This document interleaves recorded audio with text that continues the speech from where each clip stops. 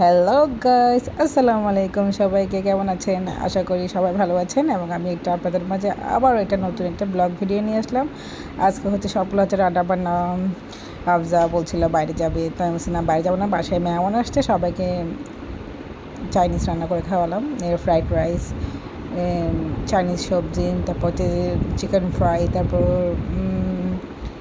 Beef rice জ্বালা করে খাওয়ালাম। ঠিক আছে, তুমি বলো এবার। হ্যালো গাইস, আসসালামু আলাইকুম। Welcome to my new blog. সবাই কেমন আছেন? আলহামদুলিল্লাহ, তোমার আমিও নিউ ব্লগ ভালো না, আছি। আমাদের দুইজনের নিউ ব্লগ। তো গাইস, সবাই কেমন আছেন? আলহামদুলিল্লাহ, আমিও মোটামুটি ভালো আছি। তো দেখতে পাচ্ছেন আজকে আমরা রান্না করবে স্বাদিষ্ট আমি খাবার।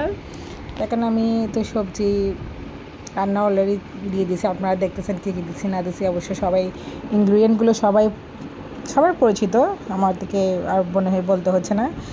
তো দেখে নেবেন আমার রান্নার প্রসেসিংটা কীরকম। অবশ্যই এক একজনের রান্নার প্রসেসিং এক এক রকম থাকে। আমারটা দেখে নিন। সবজিটা আমি জাস্ট পেঁয়াজ বাটা, রসুন বাটা, তারপর হচ্ছে কাঁচামরিচ মানে বাটাটা দিনে, তারপর ক্যাপসিকাম দিয়েছি অল্প করে। তারপর এই আমি কিন্তু ম্যাগি মশলাটা একটু বেশি ইউজ করি, ওটা দিই বেশি সবসময়। তারপর হচ্ছে আপনার কিন্তু এগুলো সবগুলাই একবার পরে এই সবজিগুলো কিন্তু সিদ্ধ করে রাখছিলাম, হাফ সিদ্ধ করে, তারপরে এগুলো দিলাম দিয়ে দিলাম এটা করে নাড়াচাড়া করে একটু পরে আমরা একটু মানে একটু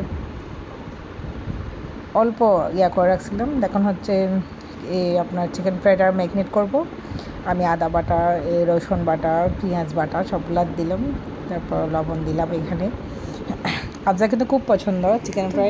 দেখতে পাচ্ছি আমার সব আস্তে আস্তে করে মিক্স করবে, কিন্তু সব ও কিন্তু আমি চিকেন ফ্রাই করার সময় না, ও বলতে শুধু আমি খাবো তাই আমি তুমি কাঁচা কাঁচা খেয়ে ফেলো। না না, আমি কেমনি কাছাকাছি খাবো। ও খুবই মানে পছন্দ করে চিকেন ফ্রাইটা। ওকে যদি শুধু চিকেন ফ্রাই দেন, ও চিকেন ফ্রাইটা খাবে। তারপর চিকেন ফ্রাইকে কী ইউজ করে সেটা তো অবশ্যই যার উপরে নির্ভর করে, কিন্তু আমি জাস্ট এই তো একটু করে সবগুলো আলাদা আলাদা করে মশলাগুলো দিয়ে দিলাম। তারপর soy sauce, tomato sauce, chilli sauce সবগুলো দিয়ে আমি তারপর কর্নফ্লাওয়ার দিয়ে ওগুলো সুন্দর করে 2 ঘন্টার জন্য ম্যারিনেট করার জন্য একপাশে রেখে দিলাম।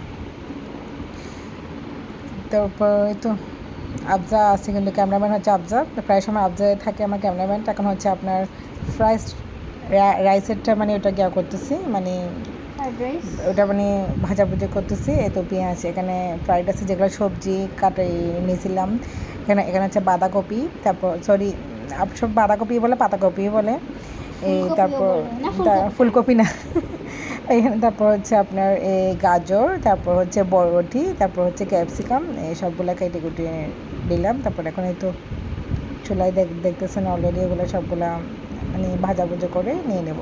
মানে যে হাঁড়িতে এই ভাতটা মানে আমি রাইসটা মানে রান্না করব, ওই হাঁড়িতে মানে আগে সবজিগুলো ভাজাভাজি করে নিলাম। তারপরে তো মশলা যা যা লাগে সবগুলো দিলাম, পানি দিয়ে একটু কষলাম, এই সবগুলো কষালাম। কিন্তু আফজা কিন্তু এখানে কিন্তু একটু হলে হাত দিয়ে নাড়াচাড়া করছে, এটা দেখা যাচ্ছে না। তো তারপর হচ্ছে মশলাটা, তারপর এখানে তো সবজিগুলো সবগুলো দিয়ে দিলাম। এগুলো একটু মানে একদম বেশি ভাজাও না, কমও না, জাস্ট একটু মিডিয়াম আছে রাখবো।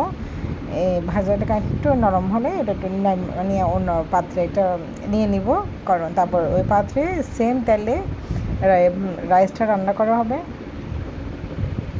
মানে রাইসটা তারপর তো ভাজাভুজি এখনও একটু চলতেছে। দেখতে পাচ্ছেন এগুলো কিন্তু খুব প্রিটি বেবি লাগছে, কিন্তু মানে প্রিটি বেবি। হ্যাঁ, ঠিক আছে, এখানে অনেক মানে কালারফুল লাগতেছে, এখানে বিভিন্ন কালারে, যেমন পাতাকপি সবুজ, লাল, ঠিক না? একদম কালারফুল। এগুলো একটা আমি পাত্রে এখন মানে তুলে রাখতেছি আলাদা করে, কারণ এগুলো একেবারে চালটা মানে একটু হয়ে আসলে না ওগুলো মিক্স করে দেবো। তো চালটা একটু ভেজে নিচ্ছি তেলের মধ্যে, কারণ তেলের মধ্যে একটু মানে চাউলটা ভেজে নিলে একটু মানে ঝরঝরে হয়, ওইটার জন্য একটু ভেজে নিচ্ছিলাম। 5 মিনিট মতো আমি ভাজছিলাম এই তেলের মধ্যে।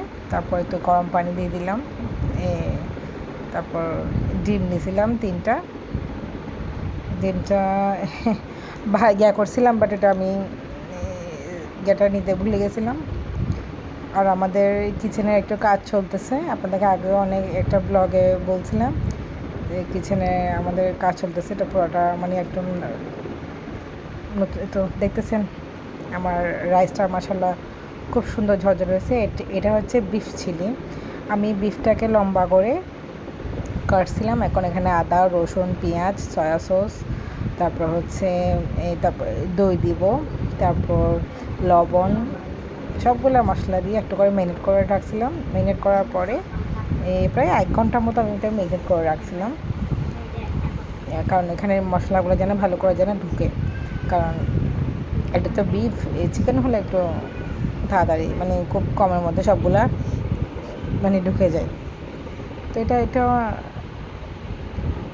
এটা সম্পূর্ণ আমার রেসিপি। এটা আমি কার থেকে এটা ফলো করি না, এটা জাস্ট আমার নিজস্ব একটা মানে রান্না। আমি কারো কাছ থেকে এটা কিন্তু করি না, এটা সম্পূর্ণ আমার এই রেসিপিটা। তো কেমন হয়েছে বলবেন। আর যদি আপনার যদি আলাদা একটা যদি ভিডিও চান এই বিফ চিলিটা, প্লিজ আমাকে কমেন্ট বক্সে বলবেন, আমি আপনাদেরকে দিয়ে দিব। এটা একটা ভিডিও দিয়ে দিব, লং ভিডিও। তারপর হচ্ছে এখন তেল দিলাম, এই তেলের মধ্যে বিফগুলা একটু মানে করে ফেলবো, একটু ভাজবো। তারপর মানে সিদ্ধ হওয়ার পর্যন্ত একটু কোনো রকমের পানি দেওয়া যাবে না এখানে। জাস্ট বিফ থেকে যে পানিগুলো বের হবে না, ওই পানিতে ওই বিফগুলো সিদ্ধ হবে। কারণ এখানে পানি দিলে আর মজাটা মানে আসবে না। তারপরে এখান থেকে অনেক পরিমাণের পানি বের হয়, কারণ এখানে আমি দই দিয়েছিলাম, টক দইটা। আর টক দইটা পুরোটা হচ্ছে আমার বানানো, আমি বাসায় বানাইছি। আমার টক দইটা আমি রান্না করার জন্য আমি টক দইটা বাসাটায় বানাই। ফুল ক্রিম এই পাউডার দুধগুলো আমি ইউজ করি, ওটা দিয়ে তারপর লেবুর রস দিয়ে আমি সুন্দর করে এটা বানাই। তো একটু দেখছেন পুরা পানিটা একদম শুকিয়ে ফেলছি। তারপর আপনার মাংসটা মাশাআল্লাহ খুব সুন্দর করে সিদ্ধ হয়ে গেছে পানির মধ্যে। এখন সেম পাত্রে খুব সুন্দর লাগছে, দেখতে পাচ্ছেন। আর খেতেও কিন্তু দেখতে যত সুন্দর, খেতেও কিন্তু তত সুন্দর। এখন দেখতে পাচ্ছেন এখানে ক্যাপসিকাম, পেঁয়াজগুলো আমি একটু ভাজি করে নিচ্ছি, কারণ ওই সেম তেলের মধ্যে এই প্রসেসিংটা করছি। এখন লবণ দিয়ে দিলাম একটু, তারপর একটু ভাজাভাজি চলতেছে।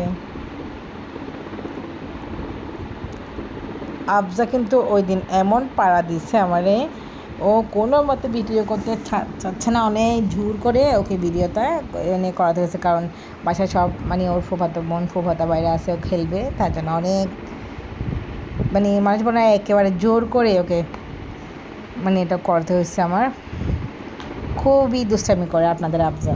হ্যাঁ, দুষ্টামি করি না আমি। আফজা এখন আপনাদের আফজা না খুবই দুষ্টামি করে, আমার কথা শুনেও না। আপনারা একটু সবাই কমেন্টে বলবেন তো আমার কথা শোনার জন্য। আমাকে তাহলে বকা দিবে না, তাহলে কথা শুনবো। তুমি আমার কথা শুনো না, তাই তুমি বকা খাও। তাহলে আচ্ছা বকা ঠিক দিবে আছে, না, সবাই কথা আমার শুনবো। সবাই ও আমার বকা খাক, সবাই আমার রান্নাগুলো দেখে খান। না না না, আর তুমি বকা বন্ধ করলে আমিও কথা শুনবো।